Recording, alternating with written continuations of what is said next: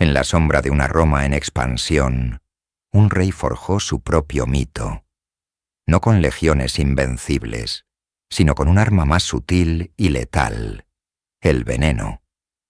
Durante 40 años, un hombre desafió al poder más grande del mundo, convirtiendo su cuerpo en una fortaleza inexpugnable contra la muerte que él mismo repartía. Se le conoció como el gran enemigo de Roma, un estratega brillante y un tirano paranoico que soñaba con un imperio oriental para rivalizar con Occidente. Esta es la historia de Mitrídates VI, el rey de Ponto, un monarca obsesionado con la toxicología, que libró una guerra de décadas no solo en los campos de batalla, sino en las copas de vino y en las sombras de su propia corte.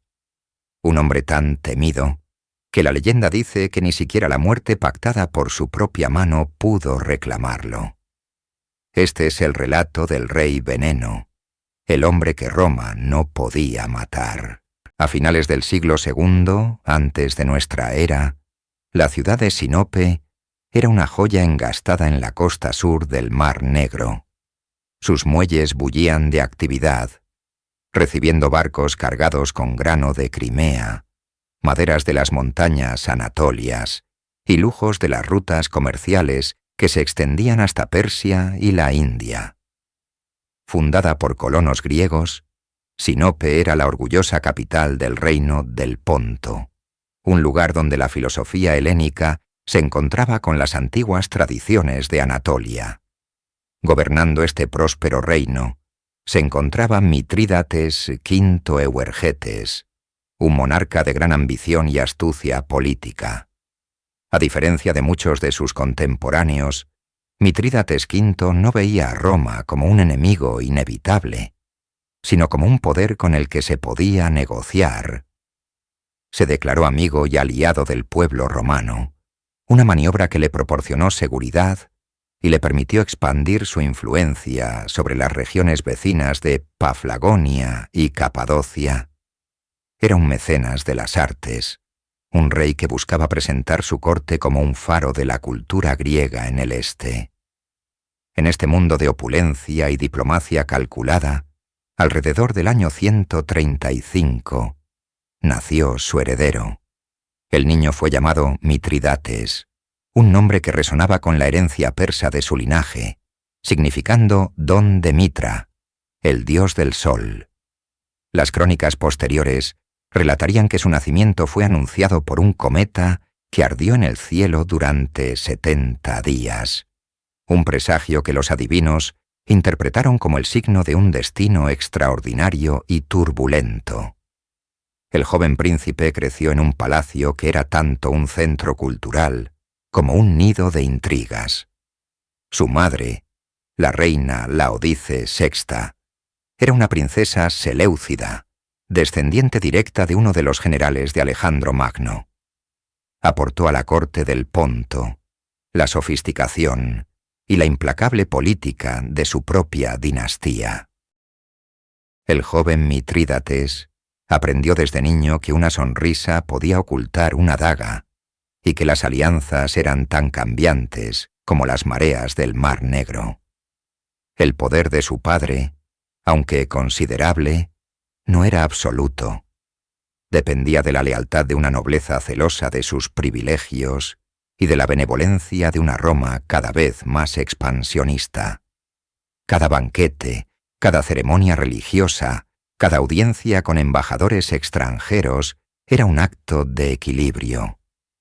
El aire de Sinope, perfumado con el salitre del mar y las especias de Oriente, estaba también cargado de una tensión palpable. El joven príncipe observaba, aprendía y asimilaba la lección más importante de todas.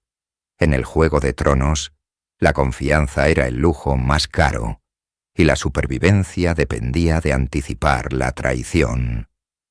La sombra de Roma se alargaba sobre Anatolia, y dentro de los muros de mármol del palacio de Sinope, otras sombras más cercanas y personales comenzaban a moverse, amenazando con apagar la luz del reino antes de que el joven heredero tuviera la oportunidad de reclamar su destino.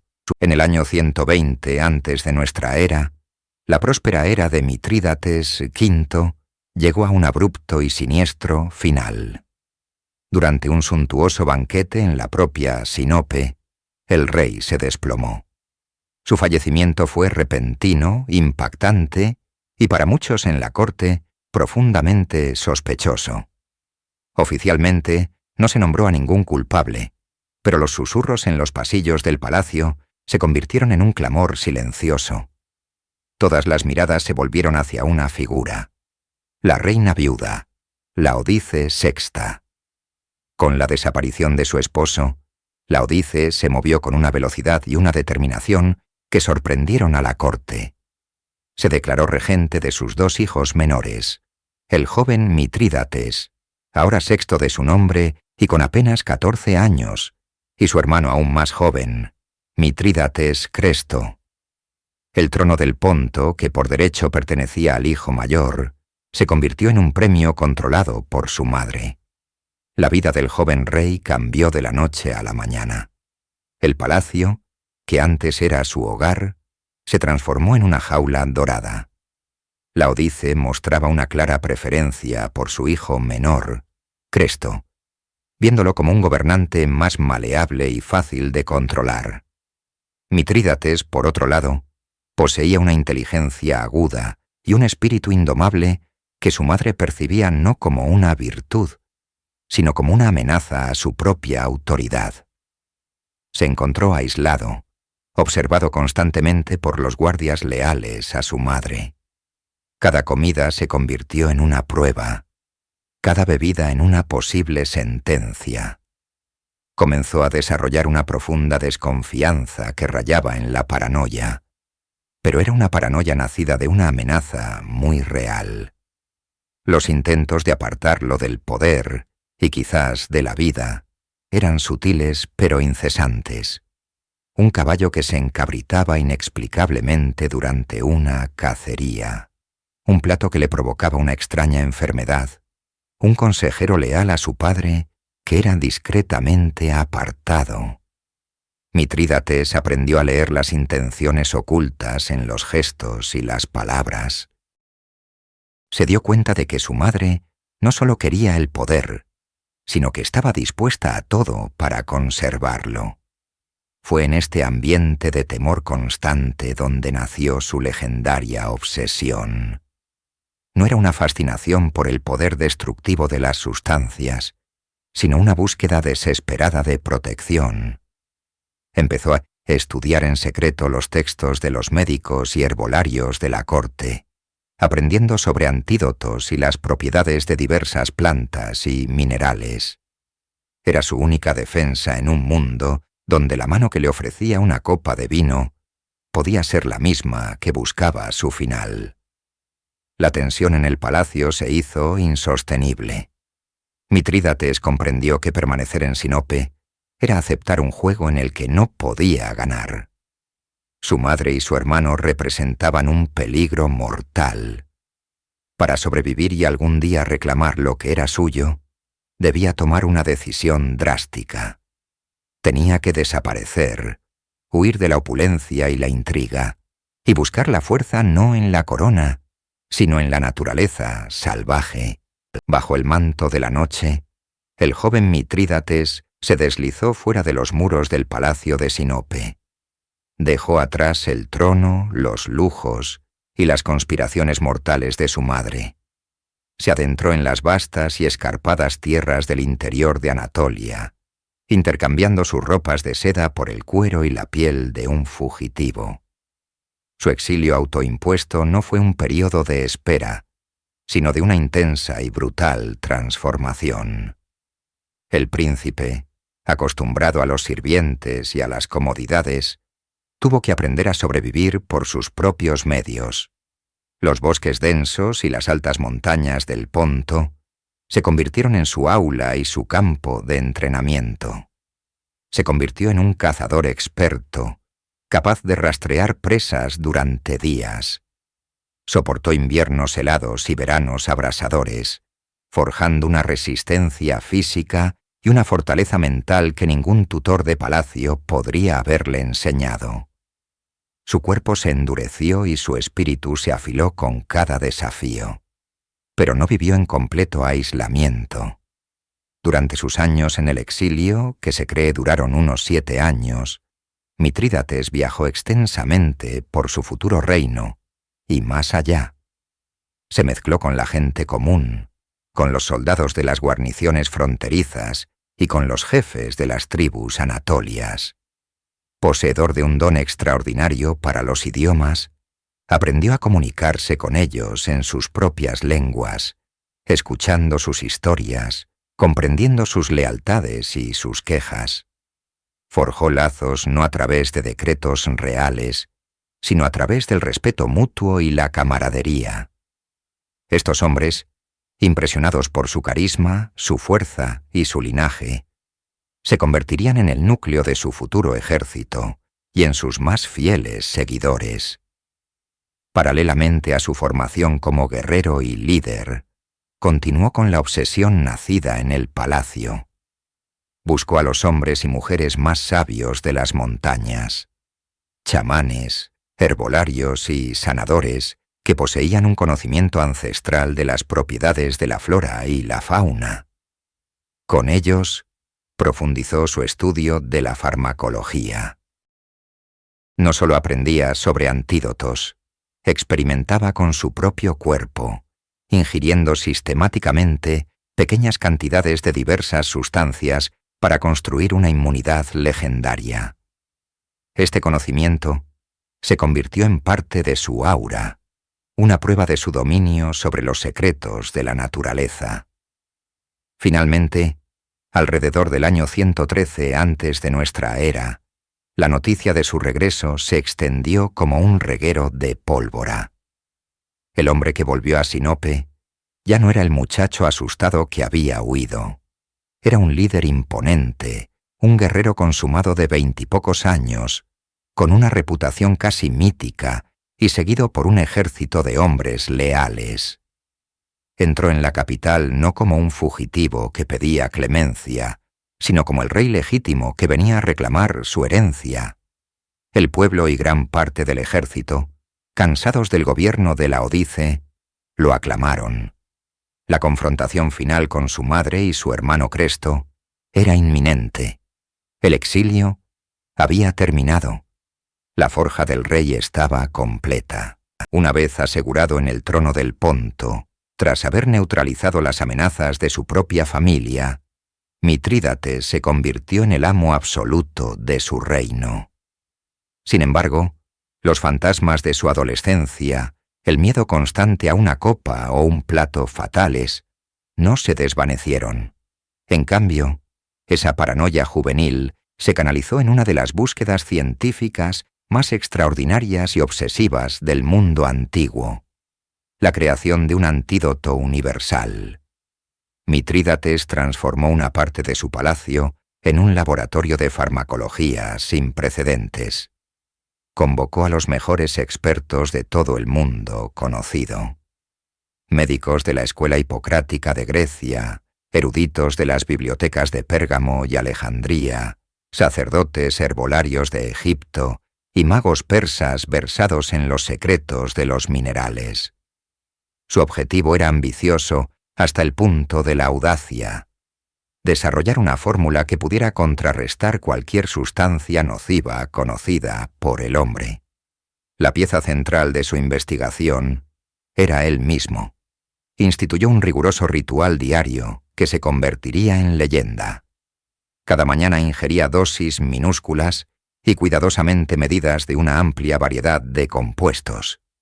Este régimen de microdosificación, hoy conocido en toxicología como mitridatismo, era un experimento metódico y peligroso. Con el tiempo, su cuerpo desarrolló una asombrosa tolerancia, una inmunidad que lo hacía parecer sobrehumano a los ojos de sus contemporáneos. A partir de estas décadas de experimentación, nació su creación más famosa, el mitridato. No era una poción mágica, sino una compleja preparación polifarmacéutica. Las recetas que sobrevivieron, como las registradas por el médico romano Celso, describen una asombrosa mezcla de docenas de ingredientes. Contenía elementos para calmar el dolor como el opio, especias como el jengibre y la canela, y una miríada de hierbas, resinas y minerales, cada uno elegido por sus propiedades específicas. La fórmula se refinaba constantemente, convirtiéndose en el secreto de estado mejor guardado del Ponto. Este conocimiento no era puramente defensivo. Se convirtió en una poderosa herramienta de poder y propaganda. Su reputación como el rey inmune se extendió por todo el Mediterráneo. Los embajadores y reyes rivales que asistían a sus banquetes lo hacían con una mezcla de asombro y terror, conscientes de que su anfitrión poseía un conocimiento sin igual sobre el tema. Su habilidad para identificar sustancias extrañas y su aparente invulnerabilidad le otorgaban un aura mística, reforzando su autoridad y sembrando el miedo entre sus enemigos. El antídoto universal era más que una simple salvaguarda personal. Se convirtió en el símbolo de su filosofía de gobierno. Así como buscaba hacer su cuerpo inmune a las amenazas externas, su ambición política era forjar un imperio póntico que fuera inmune a la influencia y el dominio de Roma. La búsqueda de la invulnerabilidad física era el preludio de su gran proyecto, la creación de un imperio inexpugnable en el este, con su poder interno consolidado y su cuerpo fortalecido contra cualquier amenaza oculta. Mitrídates VI levantó la vista hacia el horizonte. Su ambición ya no se limitaba a la supervivencia o al gobierno del Ponto. Soñaba con un imperio, un gran imperio helenístico oriental, que no solo rivalizara con Roma, sino que la desafiara. El escenario natural para esta expansión era el mar que bañaba las costas de su capital, el Ponto Euxino, el Mar Negro. Su estrategia fue metódica y brillante. Comenzó por extender su protección sobre las antiguas ciudades griegas que salpicaban la costa del mar. Desde Trapezunte y Fasis en el este, hasta las ricas colonias de la península de Crimea en el norte, como Quersoneso y Panticapeo. A estas ciudades, constantemente amenazadas por las incursiones de tribus nómadas como los escitas y los sármatas, Mitrídates no se presentó como un conquistador, sino como un salvador.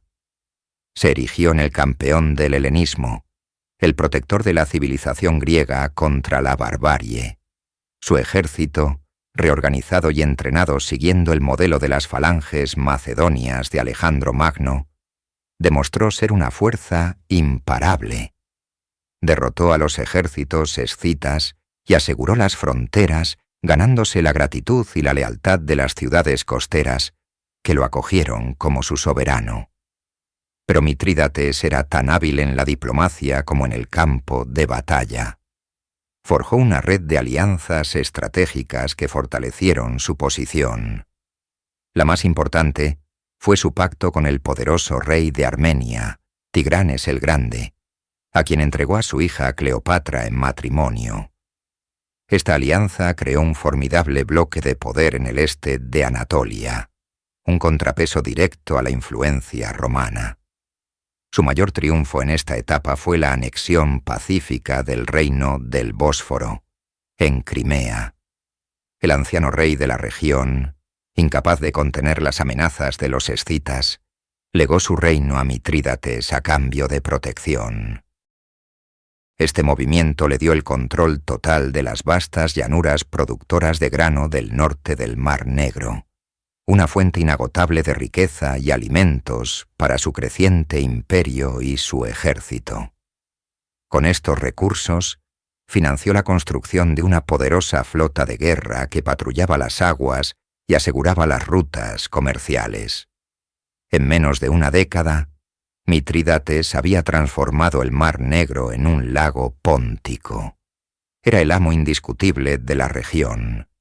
No se limitó a la conquista militar, Fue un constructor de imperios, fomentó el comercio, acuñó moneda con su efigie, y su corte en Sinope se convirtió en un vibrante centro cultural. Su imperio era una síntesis de las culturas griega, persa y anatolia, una audaz declaración de independencia cultural y política frente a Roma. En la cima de su poder, con un tesoro rebosante y un ejército leal a sus espaldas, Mitrídates observaba su dominio desde la costa. El Mar Negro estaba conquistado. Su mirada ahora se volvía hacia el oeste, hacia la rica provincia romana de Asia. La colisión de dos mundos era inevitable. La expansión de Mitrídates por el Mar Negro y su creciente influencia en Anatolia no podían pasar desapercibidas para siempre. Roma, la superpotencia del Mediterráneo, observaba con una mezcla de arrogancia y recelo. El choque era inevitable, una colisión de dos mundos, dos ambiciones desmedidas. El catalizador del conflicto no sería una gran invasión, sino una provocación calculada. El enviado romano, Manio Aquilio, instigó a Nicomedes IV, rey de Bitinia y títere de Roma, a saquear el territorio póntico. Era una prueba, una forma de medir la resolución del rey del veneno. Mitrídates, inicialmente, respondió con diplomacia. Envió embajadores a Roma, protestando por la agresión y exigiendo reparación. Pero sus súplicas cayeron en oídos sordos. La respuesta de Roma fue un ultimátum. Debía renunciar a sus conquistas y someterse a la voluntad del Senado. Para un hombre como Mitrídates, que se veía a sí mismo como el heredero de Alejandro y Ciro, tal humillación era impensable. La guerra, la primera guerra mitridática, había comenzado. El rey póntico no estaba desprevenido. Durante años, había acumulado un ejército formidable, una fuerza multinacional que reflejaba la vastedad de su imperio.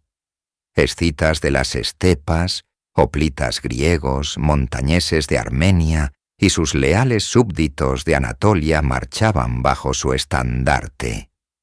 En el año 89 antes de nuestra era, esta marea humana se desató sobre las provincias romanas.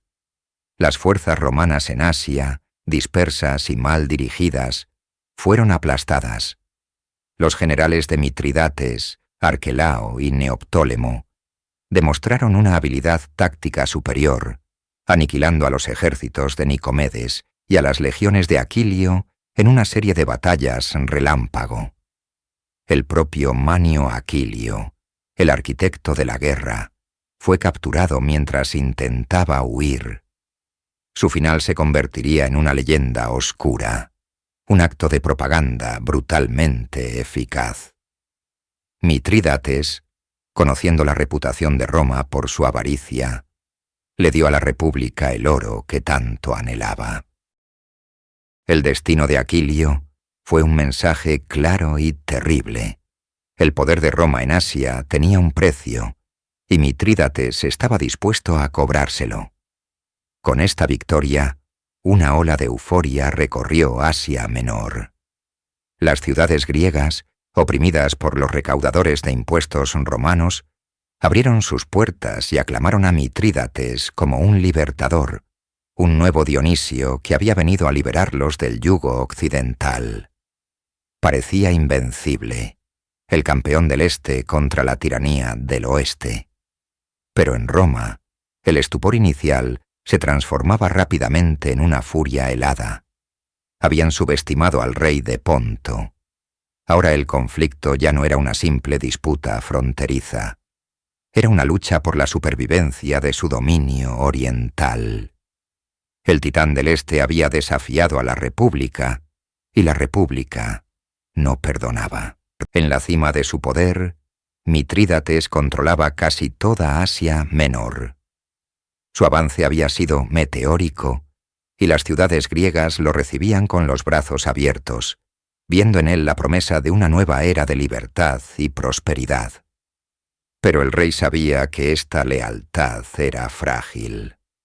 Mientras hubiera romanos e itálicos viviendo en esas ciudades, comerciantes, administradores, usureros, la influencia de Roma persistiría como una enfermedad latente.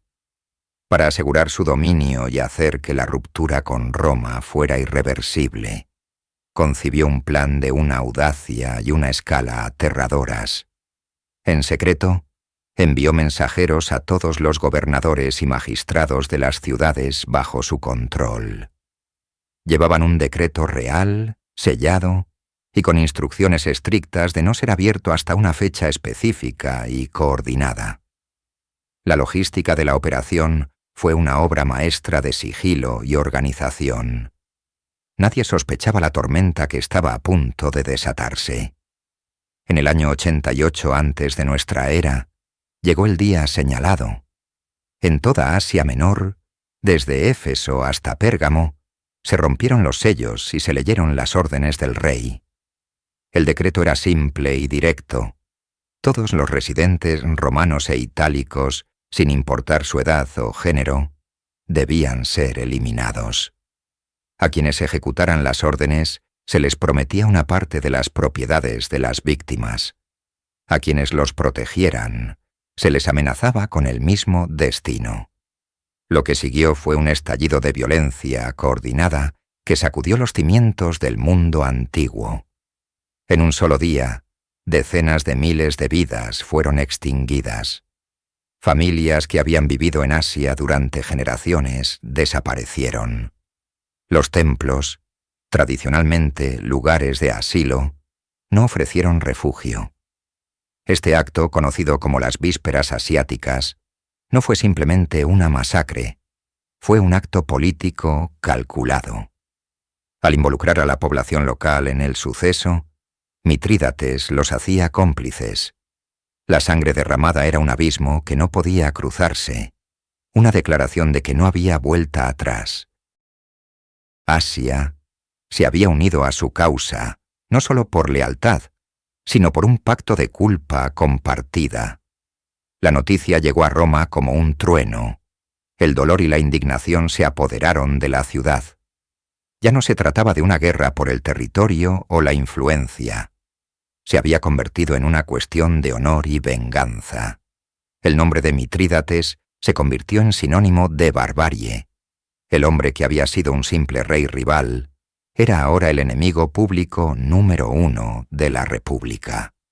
A pesar de sus propias crisis internas, con la guerra social recién terminada y la lucha de poder entre Mario y Sila en su apogeo, Roma sabía que debía responder. El día de la furia había sellado el destino de Asia.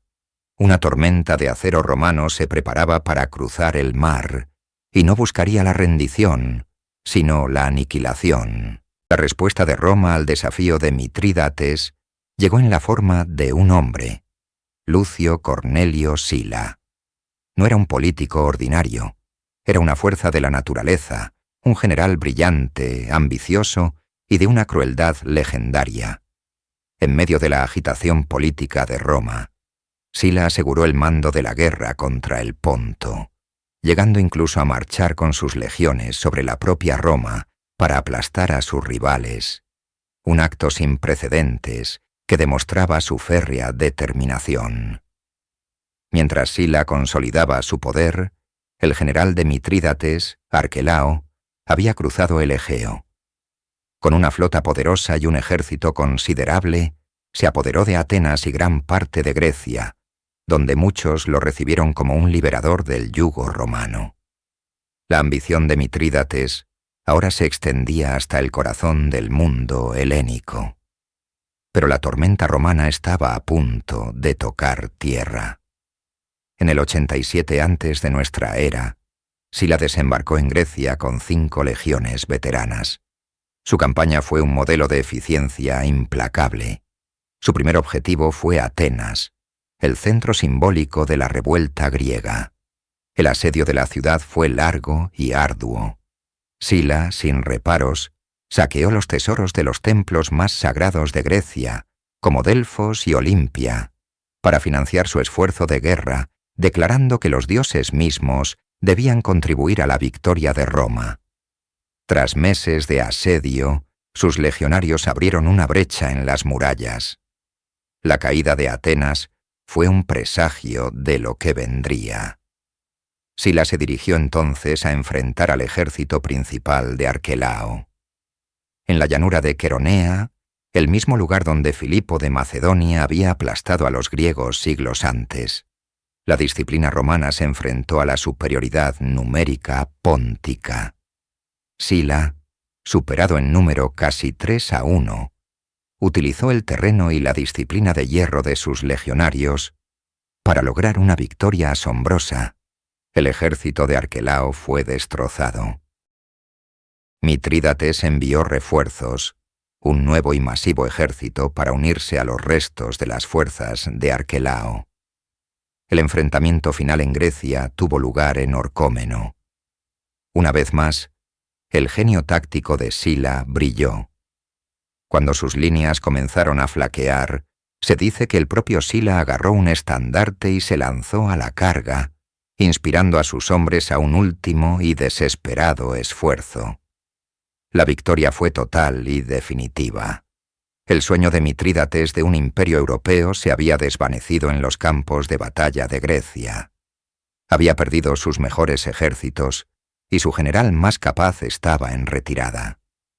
Sila había barrido Grecia como un huracán, y ahora, con el Egeo bajo su control, sus ojos se volvían hacia el este, hacia Anatolia, el corazón del reino de su enemigo. Con Grecia reconquistada y los ejércitos de Mitrídates en desbandada, Sila se preparaba para llevar la guerra a Asia. Sin embargo, la situación política en Roma complicaba sus planes.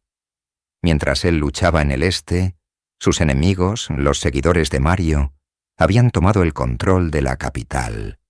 Peor aún, otro ejército romano, bajo el mando de Lucio Valerio Flaco y luego de Cayo Flavio Fimbria, había sido enviado a Asia, operando de forma independiente y desafiando la autoridad de Sila.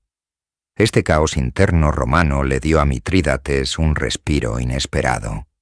Fimbria, un comandante brutal pero efectivo, obtuvo algunas victorias contra las fuerzas pónticas restantes, pero su presencia dividió el esfuerzo de guerra romano.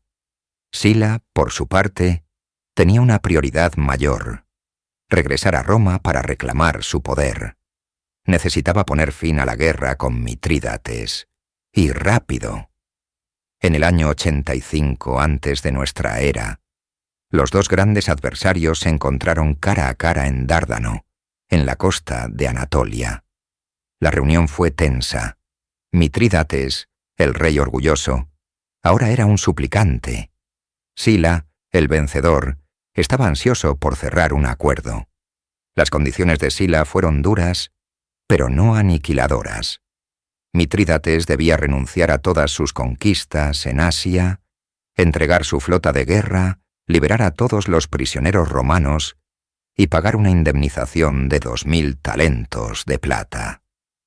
A cambio, se le permitiría conservar su reino ancestral de Ponto y se le nombraría de nuevo amigo y aliado del pueblo romano. Para muchos en Roma, estos términos eran escandalosos. El hombre responsable de la aniquilación de miles de ciudadanos romanos era perdonado. Pero Sila era un pragmático.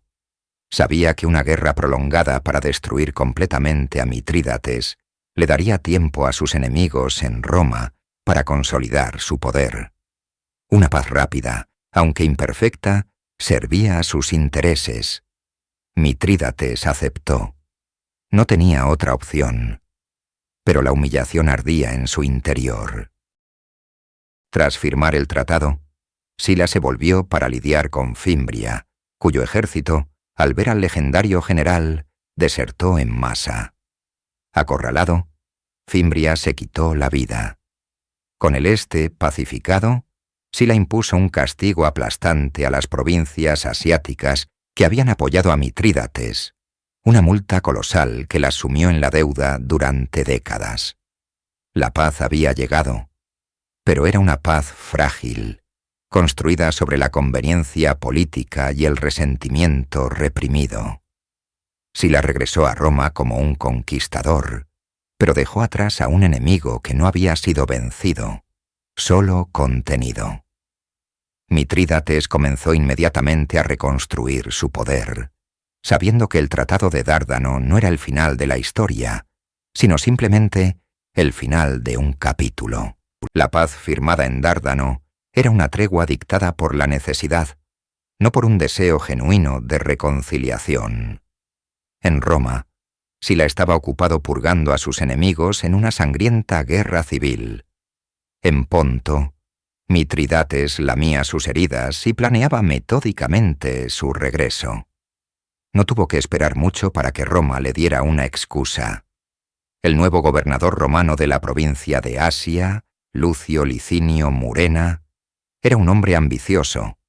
Era un lugarteniente de Sila que se había quedado atrás con 2 legiones y anhelaba la gloria militar de un triunfo en Roma. Viendo al debilitado reino de Ponto como una presa fácil, Murena comenzó a buscar un pretexto para reanudar las hostilidades. La excusa fue endeble. Murena acusó a Mitrídates de rearmarse lentamente y de no haber evacuado completamente la región de Capadocia, tal como estipulaba el tratado. Mitrídates, a través de sus embajadores, insistió en que estaba cumpliendo los términos, pero Murena no estaba interesado en la diplomacia. Buscaba una guerra y estaba decidido a tenerla. En el año 83 antes de nuestra era, sin la autorización del Senado romano, Murena cruzó la frontera e invadió Ponto. La Segunda Guerra Mitridática había comenzado, no por una decisión de Estado, sino por la vanidad de un solo hombre. Mitrídates, inicialmente, reaccionó con cautela, apelando directamente a Sila y al Senado, confiando en que la justicia del tratado prevalecería. Pero sus quejas fueron ignoradas en medio del caos de Roma. Forzado a defender su reino, el rey demostró que había aprendido lecciones cruciales de su primera derrota. Su nuevo ejército era más pequeño, pero estaba mejor entrenado y organizado según el modelo romano. En lugar de confiar en una masa heterogénea de levas, ahora tenía un núcleo de soldados profesionales. En el 82, cerca del río Jalis, los ejércitos se encontraron. Mitrídates, comandando sus tropas personalmente junto a su general Gordio, se enfrentó a Murena. El resultado fue una rotunda victoria póntica. Las legiones de Murena fueron derrotadas y obligadas a una retirada desordenada. Para Mitrídates, fue una vindicación extraordinaria. Había demostrado que podía vencer a las legiones en su propio juego, en una batalla campal. La noticia de la derrota de Murena finalmente llegó a Sila, quien, ya establecido como dictador en Roma, se enfureció por la insubordinación de su antiguo lugarteniente. Envió de inmediato a un emisario con órdenes inequívocas: cesar todas las hostilidades y respetar el tratado. Murena, humillado, obedeció. La guerra terminó tan abruptamente como había comenzado. Mitrídates fue celebrado como un héroe. Había defendido su tierra y derrotado a un general romano. Pero este amanecer de victoria era falso. Había vencido a un comandante deshonesto, no a la fuerza unificada de la República. El conflicto, aunque breve, había reavivado las brasas del odio. Roma no olvidaría esta nueva humillación. Mitrídates sabía que esta paz era aún más frágil que la anterior. La verdadera prueba, la guerra final por el dominio del Este, era ahora más inevitable que nunca. Tras años de desastres romanos en el Este, el Senado eligió a un hombre de una clase diferente para enfrentar a Mitrídates. Su nombre era Lucio Licinio Lúculo. No era solo un soldado, era un aristócrata refinado, un estratega meticuloso y un administrador implacable. En el año 74 a.C., Lúculo desembarcó en Asia Menor con una misión clara. No solo derrotar a Mitrídates, sino desmantelar su imperio de una vez por todas. Su llegada cambió la dinámica de la guerra. Mitrídates, acostumbrado a generales romanos predecibles y a menudo corruptos, se encontró con un adversario que anticipaba sus movimientos y explotaba cada una de sus debilidades. La primera gran prueba llegó en el asedio de Cícico. Mitrídates había atrapado a las fuerzas romanas, pero Lúculo, con una brillantez táctica asombrosa, revirtió la situación, rodeando al sitiador. El vasto ejército del Ponto, atrapado entre la ciudad y las legiones de Lúculo, se consumió por el hambre y la enfermedad. Fue una catástrofe para Mitrídates, una que lo obligó a una humillante retirada. Lúculo no le dio respiro. Lo persiguió sin descanso, empujándolo cada vez más hacia el corazón de su propio reino. La batalla de Cabira fue otro golpe maestro. A pesar de estar en inferioridad numérica, la disciplina y la estrategia superior de las legiones romanas destrozaron al ejército póntico. Mitrídates, el rey que había desafiado a Roma durante décadas, se vio obligado a huir de su propio palacio, un fugitivo en las tierras que una vez gobernó con mano de hierro. Lúculo había conquistado el Ponto. Parecía que la guerra de 40 años finalmente llegaba a su fin. Roma celebraba, y el nombre de Lúculo era pronunciado con la misma reverencia que el de Sila o Mario. Había llegado más lejos que nadie. Había despojado al rey de su corona y su ejército. Sin embargo, en el momento de su mayor triunfo, Lúculo cometió un error fatal. Subestimó la capacidad de supervivencia de su enemigo. Mientras él reorganizaba las finanzas de la provincia de Asia, ganándose el odio de los poderosos recaudadores de impuestos romanos, Mitrídates realizó su movimiento más desesperado y audaz. Huyó hacia el este, buscando refugio en los dominios de su yerno, el poderoso Tigranes el Grande, rey de Armenia.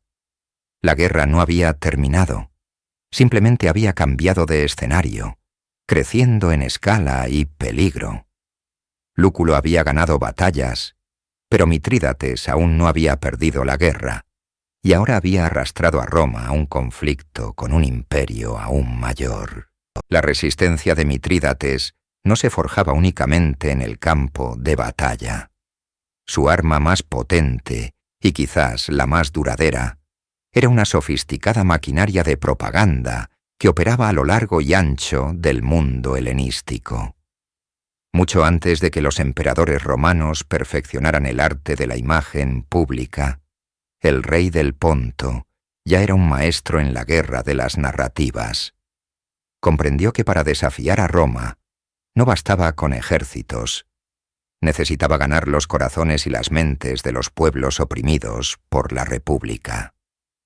En cada ciudad que liberaba del yugo romano, se presentaba no como un conquistador, sino como un libertador. Se autodenominaba el nuevo Dionisio o el nuevo Alejandro, evocando una edad de oro de la cultura y el poder griego. Esta no era una simple vanidad, era una estrategia calculada para posicionarse como el heredero legítimo de Alejandro Magno y el campeón del helenismo contra la barbarie romana. Sus monedas eran lienzos de esta campaña. En ellas, su perfil aparecía idealizado, con el cabello alborotado y la mirada intensa, imitando deliberadamente los retratos de Alejandro. Estas monedas, que circulaban desde el Mar Negro hasta el Egeo, eran un recordatorio constante de su poder y su misión. Llevaban un mensaje claro. Un nuevo líder había surgido para unificar y defender a los griegos.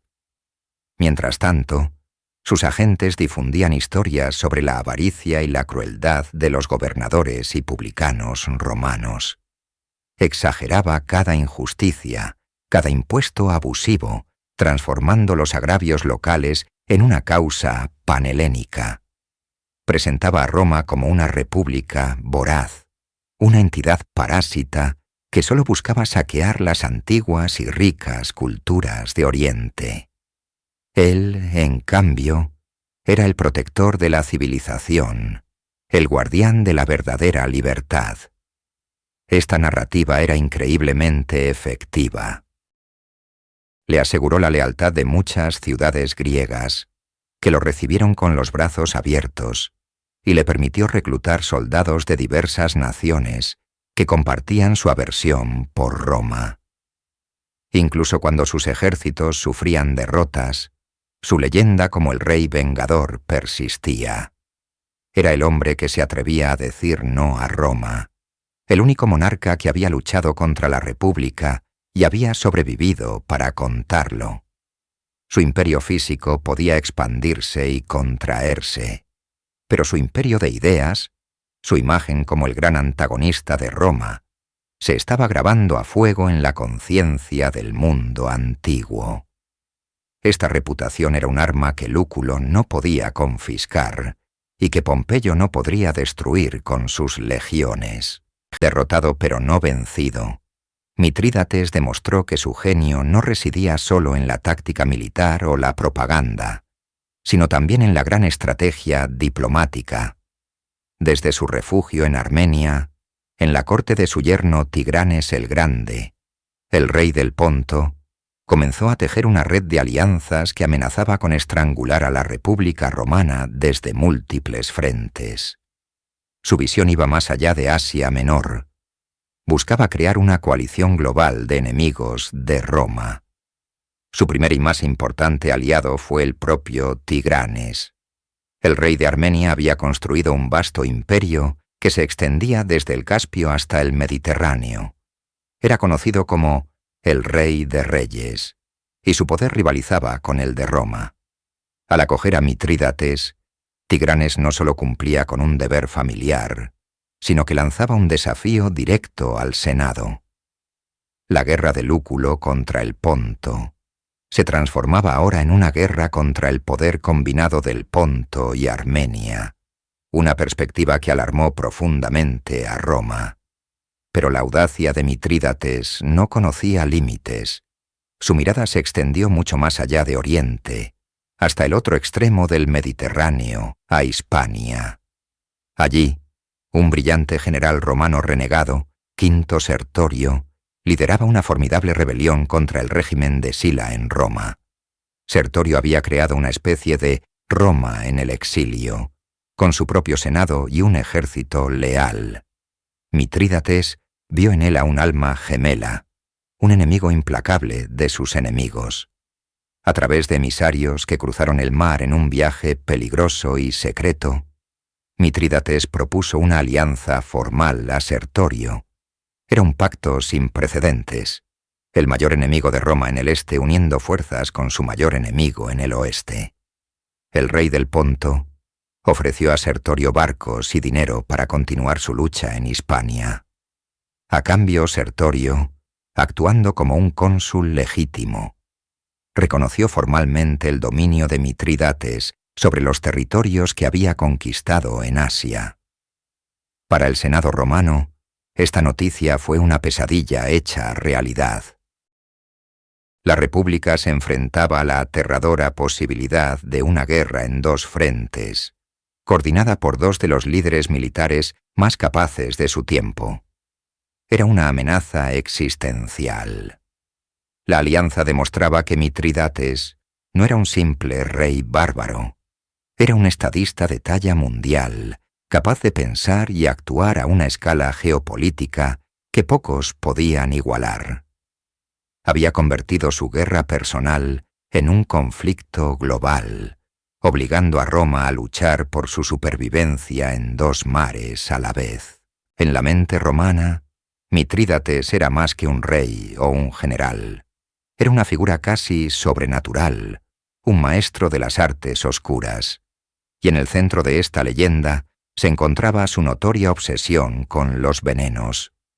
Esta no era la paranoia de un tirano común. Era una disciplina científica, un escudo personal y un arma psicológica que lo hacía parecer invulnerable. Desde su juventud, Mitrídates había vivido con el temor a ser envenenado, una forma común de intriga política en las cortes helenísticas. Su propio padre había caído víctima de un complot de este tipo. Decidido a no compartir el mismo destino, se embarcó en un estudio exhaustivo de la toxicología.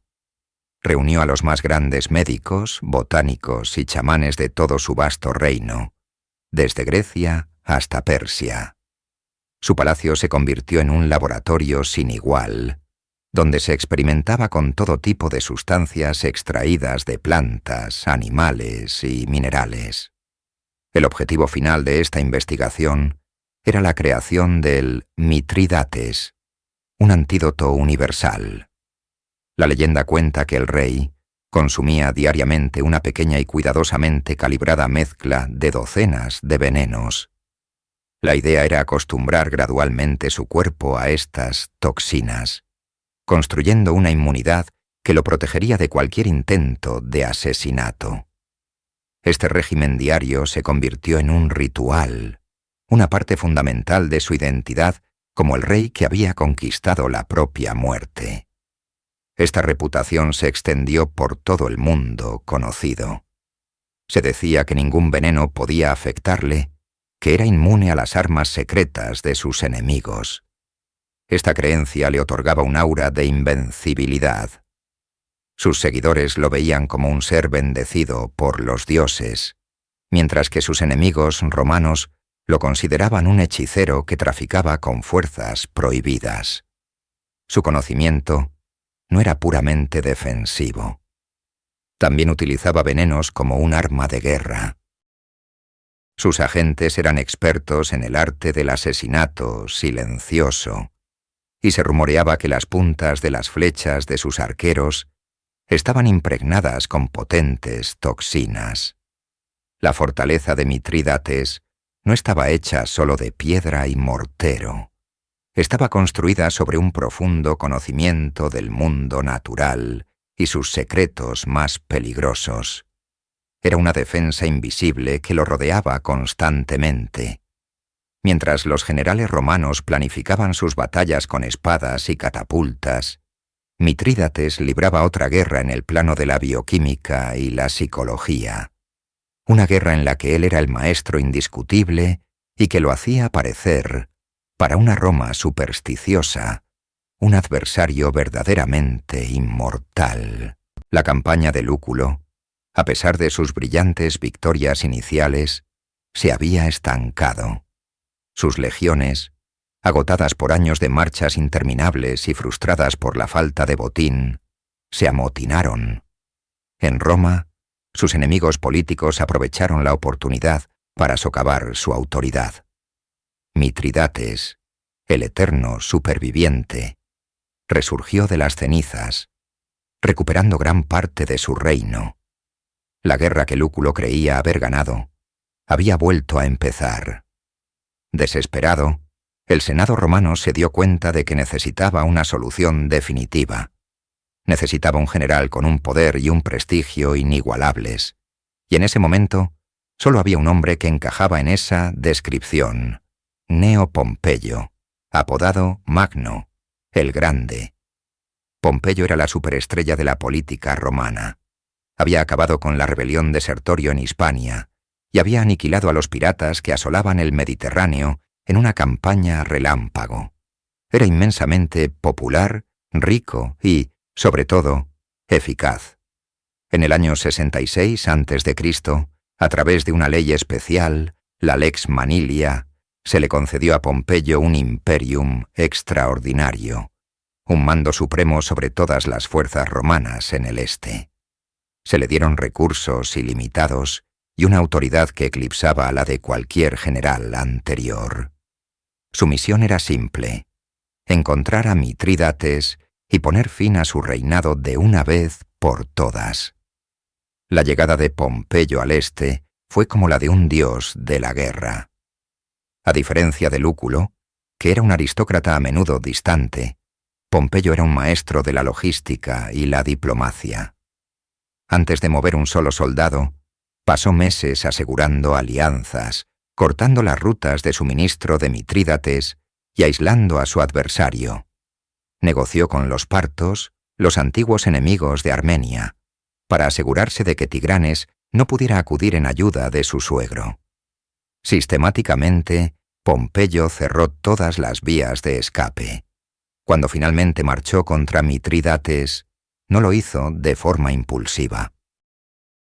Su avance fue metódico, implacable, como el de una marea de hierro que todo lo consume. Mitrídates, por primera vez en su larga vida de lucha, se encontró completamente superado. Ya no se enfrentaba a un solo general, sino a todo el poder de Roma encarnado en un solo hombre. El enfrentamiento era inevitable. El viejo rey del Ponto, el maestro de los venenos y la propaganda, el hombre que había desafiado a la República durante 40 años, se preparaba para su última batalla. Enfrente tenía a Pompeyo el Grande, el martillo de Roma, el hombre enviado para aplastar la última gran amenaza a su dominio. El destino del Este pendía de un hilo. El año 66, a.C., marcó el principio del fin. Tras la devastadora derrota en la batalla de Nicópolis, a manos de Gneo Pompeyo Magno, Mitrídates VI, el indomable rey del Ponto, se vio obligado a hacer lo que más despreciaba: huir. Pero su huida no fue la de un cobarde, fue una retirada estratégica, una odisea a través de un terreno tan implacable como sus enemigos. La larga retirada había comenzado. Con los restos de su ejército, un puñado de leales que se negaban a abandonar a su rey, se adentró en las escarpadas y heladas montañas de Armenia. El invierno se cernía sobre ellos con una furia despiadada. Cada paso era una batalla contra el hambre, el frío y la extenuación. Las legiones de Pompeyo, aunque no los perseguían directamente en ese laberinto montañoso, habían sellado todas las rutas conocidas, convirtiendo el reino en una vasta prisión. Mitrídates, con más de 60 años, demostró una resistencia que asombraba a sus hombres. Mientras muchos caían, él seguía adelante, impulsado por una voluntad de hierro forjada en 4 décadas de guerra contra Roma. Su mente no estaba en la supervivencia del día a día, sino en el próximo gran plan, la siguiente jugada en su tablero de ajedrez geopolítico. Su objetivo era alcanzar la Cólquida, la mítica tierra del vellocino de oro, a orillas del Mar Negro. Era un viaje a través de territorios hostiles, habitados por tribus que no sentían lealtad ni por el Ponto ni por Roma. Tuvo que negociar, luchar y sobornar para abrirse paso. Durante esta travesía, las historias sobre su carácter legendario se magnificaron. Se decía que compartía las raciones de sus soldados, que dormía sobre la nieve como ellos y que su conocimiento del terreno era sobrenatural. Logró cruzar el río Éufrates con apenas 1 millar de hombres, un espectro del glorioso ejército que una vez comandó. Al llegar finalmente a la Cólquida, encontró un respiro temporal en la ciudad de Dioscurias. Estaba a salvo de la persecución inmediata de Pompeyo, pero se encontraba aislado. Sus reinos en Asia Menor estaban perdidos para siempre, ocupados por las legiones romanas. Sus aliados lo habían abandonado. Desde esta remota fortaleza, el rey miraba hacia el norte, a través del Mar Negro, hacia su último dominio, el reino del Bósforo, en la actual península de Crimea. Era su último bastión, la última pieza en el tablero.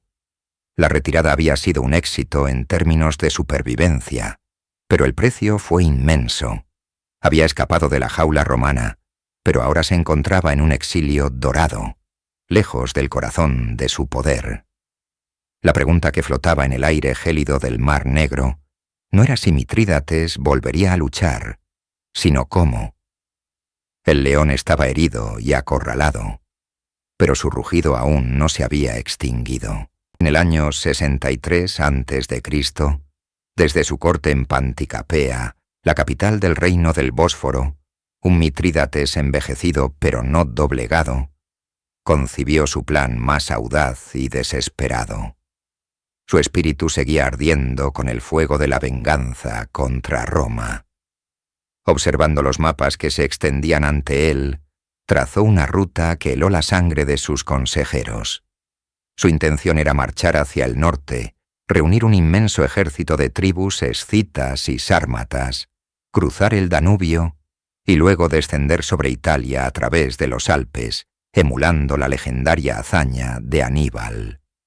Era un plan grandioso, casi demencial, la última apuesta de un hombre que se negaba a aceptar la derrota.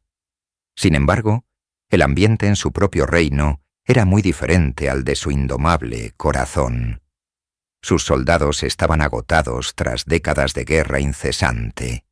Habían seguido a su rey a través de desiertos y montañas, pero la idea de una marcha suicida hacia el corazón de Italia era más de lo que podían soportar. El descontento comenzó a fermentar, no en explosiones de rebelión abierta, sino en susurros en los cuarteles y miradas furtivas en los pasillos del palacio. En el centro de esta creciente conspiración se encontraba la figura que Mitrídates menos esperaba, su hijo predilecto, Farnaces II. Farnaces era un hombre pragmático. Veía el plan de su padre no como un acto de heroísmo, sino como la fantasía de un anciano que arrastraría a todos a la ruina. Ansiaba el poder, pero también la paz, una paz negociada con Roma que le permitiera gobernar lo que quedaba del imperio de su padre. Comprendió que mientras Mitrídates viviera, esa paz sería imposible. La traición se tejió en la sombra. Farnaces comenzó a reunirse en secreto con los oficiales del ejército, alimentando sus miedos y prometiéndoles un futuro de estabilidad bajo su mando. Les habló de campos que cultivar en lugar de campos de batalla, de prosperidad en lugar de una marcha interminable. Su mensaje era seductor para hombres cansados de la guerra. La tensión en Panticapea se hizo palpable. Mitrídates, inmerso en sus preparativos, pareció no darse cuenta de la tormenta que se gestaba bajo sus pies. Confiaba en la lealtad de su hijo, el mismo al que había nombrado su heredero. El punto de quiebre llegó cuando Mitrídates impuso nuevos y severos impuestos para financiar su campaña. Fue la chispa que encendió la pradera. El ejército liderado por Farnaces se alzó en rebelión. Aclamaron a Farnaces como su nuevo rey en las afueras de la ciudad. La noticia llegó a Mitrídates como un rayo. El enemigo no estaba en Roma, sino dentro de sus propios muros, compartiendo su misma sangre. El rey que había desafiado al poder más grande del mundo, se encontró de repente solo, abandonado y acorralado en su propia ciudadela por el hijo en quien había depositado toda su confianza. Los muros del palacio de Panticapea ya no eran una defensa, sino los barrotes de una jaula. Desde las almenas, Mitrídates VI podía escuchar los vítores de sus antiguos soldados, pero no aclamaban su nombre, sino el de Farnaces, su hijo, el traidor. Cada grito era un golpe más profundo que cualquier espada romana. Durante 40 años, había luchado contra el poder colosal de Roma, había sobrevivido a derrotas, venenos y persecuciones. Ahora en su último refugio, su adversario final era su propia descendencia. El rey se retiró a sus aposentos privados. Con él estaban sus dos hijas más jóvenes, Mitridatis y Nisa, y un puñado de sus más leales guardaespaldas galos. El fin era inminente. Las puertas de la ciudadela no resistirían mucho tiempo. Para un hombre como Mitrídates, la captura era un destino peor que la propia nada. Ser exhibido en cadenas en el triunfo de Pompeyo en Roma era una humillación que su orgullo jamás podría soportar. y ser entregado a su hijo usurpador era una ignominia aún mayor. Había dedicado su vida a estudiar los venenos, no solo para protegerse, sino quizás también para este preciso momento. Era el maestro de las toxinas, el hombre que había hecho de su cuerpo una fortaleza contra la muerte química. Con una calma solemne, sacó un recipiente que siempre llevaba consigo. Era su última arma, una que esperaba usar solo en sus propios términos. Miró a sus leales hijas. Ellas entendieron la situación sin necesidad de palabras. En su mundo, el honor y la lealtad a su padre estaban por encima de todo. No rogaron ni suplicaron. En cambio, con una dignidad que reflejaba la de su padre, tomaron su decisión. Querían compartir su destino, evitar el ultraje que les esperaba a manos de los rebeldes o los romanos. Con mano firme, el rey les ofreció la poción. Fue un acto final de un padre protegiendo a sus hijas de un mundo cruel. Ellas aceptaron su parte del contenido sin vacilar. El efecto en ellas fue rápido, un pasaje silencioso lejos de la inminente violencia. Tras asegurarse de que ya no sentían temor, Mitrídates se llevó el recipiente a sus propios labios. Bebió el resto del contenido, el mismo veneno que había estudiado y perfeccionado durante toda su vida. Se sentó, esperando el final que él mismo había escrito. Pero los minutos pasaban, y nada ocurría. El sonido de los arietes contra las puertas se hacía más fuerte.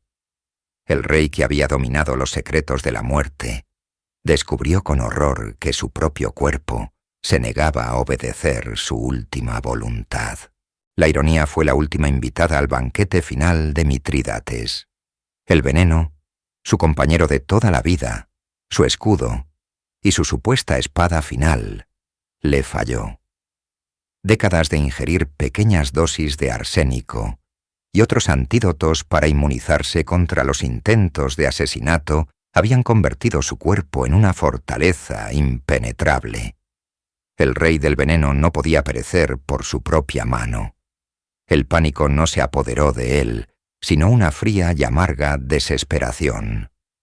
Afuera, los golpes contra las puertas de roble se intensificaban. El clamor de los soldados de Farnaces se acercaba. Cada segundo que pasaba, aumentaba la probabilidad de la captura y la humillación que tanto temía. Intentó caminar para acelerar el efecto del veneno, pero su constitución robusta, forjada en innumerables campañas, se resistía. La muerte, a la que había desafiado tantas veces en el campo de batalla, ahora se burlaba de él, negándole la salida que había elegido. En ese momento de impotencia suprema, sus ojos se posaron en su más leal guardaespaldas, un jefe galo llamado Bituito. Este hombre había permanecido a su lado cuando todos los demás lo habían abandonado. Su lealtad era inquebrantable, su rostro una máscara de angustia al ver el tormento de su soberano. Mitrídates se acercó a él. No hubo un largo discurso, solo la mirada de un rey a su más fiel servidor. Le habló de su larga lucha contra Roma y de cómo no podía permitir que el enemigo o un hijo traidor le arrebataran su dignidad final. Le pidió un último acto de servicio, el más difícil de todos, que le ayudaron a encontrar la libertad que el veneno le negaba. Bituito, con el corazón apesadumbrado, comprendió la orden. Para un guerrero como él, la lealtad al rey era un juramento sagrado. Desenvainó su espada. El rey se mantuvo erguido, sin miedo, mirando de frente su destino. No fue un acto de violencia, sino de liberación. El leal guardaespaldas cumplió la última voluntad de su rey. Momentos después, las puertas se hicieron añicos y los soldados rebeldes irrumpieron en la cámara. Se detuvieron en seco, contemplando la escena final. Su antiguo rey yacía en el suelo, finalmente en paz, habiendo escapado de sus garras en el último instante. Farnaces fue informado de inmediato. Su victoria era completa, pero el triunfo se vio empañado por la forma en que se había logrado. Para consolidar su poder y demostrar su sumisión a Roma, tomó una decisión pragmática y cruel. Ordenó que el cuerpo de su padre fuera embalsamado y enviado como un trofeo a Pompeyo, el gran general romano. El hombre que Roma no pudo matar en 40 años de guerra sería entregado a su enemigo, un último acto de indignidad orquestado por su propia sangre. Cuando los mensajeros de Farnaces llegaron al campamento de Pompeyo en Asia Menor, presentaron su macabro regalo, el cuerpo del más grande enemigo de Roma. Muchos oficiales romanos esperaban que Pompeyo celebrara, que exhibiera el cuerpo como prueba de su victoria definitiva. Pero la reacción del general fue inesperada. Al contemplar el rostro del hombre que había desafiado a la República durante casi medio siglo, Pompeyo no mostró alegría, sino un profundo respeto. Se negó a mirar directamente el cuerpo y reprendió a quienes lo transportaron. Reconoció en Mitrídates a un adversario de su misma talla, un gran rey hasta en su caída. En un gesto de magnanimidad que sorprendió a todos, Pompeyo ordenó que no se profanara el cuerpo. En lugar de ser arrastrado en su desfile triunfal por Roma, a Mitrídates se le concedió un funeral real. Sus restos fueron enviados a Sinope, la capital de su antiguo reino, para ser enterrados con todos los honores en el mausoleo de sus antepasados. Roma había ganado la guerra, pero Pompeyo se aseguró de que la dignidad de su enemigo fuera preservada. La muerte de Mitrídates no borró su existencia. Por el contrario, la transformó en leyenda. Se convirtió en el fantasma que perseguiría la conciencia de Roma. Su historia era un recordatorio constante de que la expansión de la República no era inevitable y de que la resistencia, incluso frente a una fuerza abrumadora, era posible. Su legado fue multifacético. Para los romanos, fue el villano perfecto, un enemigo astuto y despiadado cuya derrota magnificaba la gloria de generales como Sila, Lúculo y Pompeyo. Pero en Oriente, para muchos, fue un campeón, el último defensor de la independencia helenística contra la marea romana. Más allá de la guerra, su influencia perduró de formas sorprendentes. Su legendaria inmunidad al veneno dio origen al término mitridato, un antídoto universal que fue buscado por reyes y emperadores durante siglos. Era un políglota consumado, capaz de administrar su vasto y diverso reino hablando 22 idiomas diferentes, un testimonio de su genio intelectual. A lo largo de los siglos, su figura fascinó a historiadores, dramaturgos y artistas. Apareció en las obras de Plutarco y Apiano, inspiró una ópera de Mozart y se convirtió en un símbolo del monarca trágico y desafiante. Su vida demostró que un solo individuo, con una voluntad inquebrantable y una mente brillante, podía desafiar al imperio más poderoso del mundo y casi tener éxito. El reino del Ponto desapareció, absorbido por la provincia romana, pero el nombre de Mitrídates perduró, no como un simple rey vencido, sino como un arquetipo eterno, el del hombre que se atrevió a decir no al destino y que, incluso en la derrota, forjó una leyenda inmortal.